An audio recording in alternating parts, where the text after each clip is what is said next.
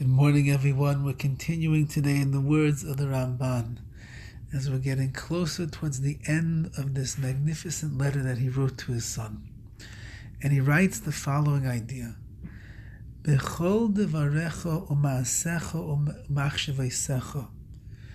With all of your words, all of your actions, and in all of your thoughts, u'bechol eis, and at all times, which means, basically, says the Ramban, in everything that you are doing.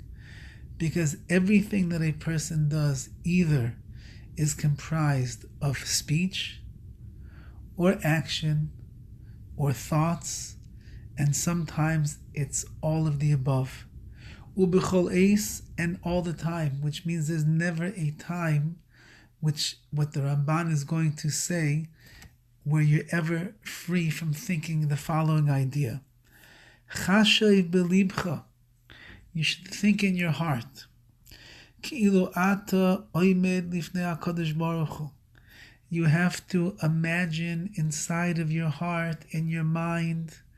You have to be creative to understand these things properly, as if you are oimed lifnei HaKadosh Baruch Hu, that you are standing in the presence of the Holy One, blessed be He. You're not sitting by yourself. You're not walking down the street by yourself. You're not in your room or in your house or in the shul all by yourself. Rather, you are standing in front of HaKadosh Baruch Hu, Ushchinosai alecha, and His Shechina is watching over you. It's resting upon you. How does a person behave when they know that the Shechina is on watching them? How does a person think when they know that HaKadosh Baruch Hu, the Master of the universe, is wired up into their brain and hears every little thing that they are thinking about? How does a person talk when he knows that the tape recorder in Shemayim, in the heavens, is recording every word that a person utters from their mouth? How can we live in such a way that we imagine that HaKadosh Baruch Hu is watching over everything that we do, say, and think? Because His glory fills up the entirety of the world. There's not a crevice in all of creation that is not filled with the Shechina, the divine presence. There's not a place that we will go in which you can't find some spark of the Kedusha, of the holiness, of the Shechina of Hashem. HaKadosh Baruch Hu is everywhere.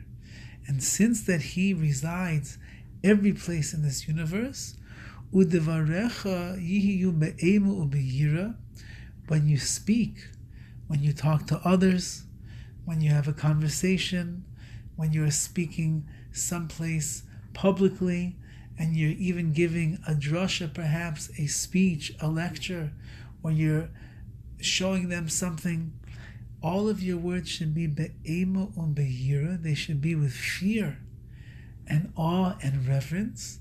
Ke'eved lifnei Rabbi, like a servant who stands before his master. Says the Ramban very clearly, and this is very much what we find in the beginning of the Shulchan Aruch, where we are informed that the way in which a person is supposed to live is Shavisi Hashem Lenegdi Samid, which means I always have to place the image of the Shechina, of the Rebbeinu Shalom, in front of me at all times. Why? Because when I live a life where I feel the Shechina is there, I recognize the essence of Hashem, I'm aware of the fact that there are eyes and ears that are watching me and listening to everything that I say, so then I can act in a totally different way. I'm not just running around doing whatever I want to do. I train myself to think and to talk and to act in ways that I know are going to be a nachas, are going to be a pleasure to the Rebbeinu Shalom himself. And therefore, says the Ramban, which again we're trying to achieve humility. We're trying to make ourselves not haughty, but rather humble of spirit before Hashem.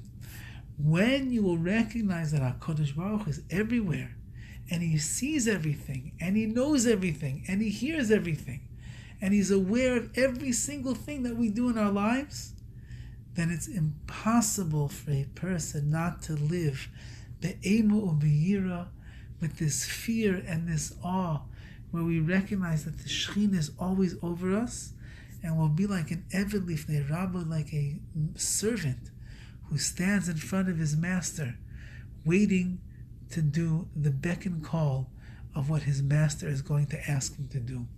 This is the way that a Jew is supposed to think, that I'm living under the auspices of the Shekhinah of Hashem Himself, and like a dutiful servant, like someone that wants to make sure that he pleases his master in everything that he does, we wait patiently and thoughtfully and introspectively to heed the beck and call of the master of the universe.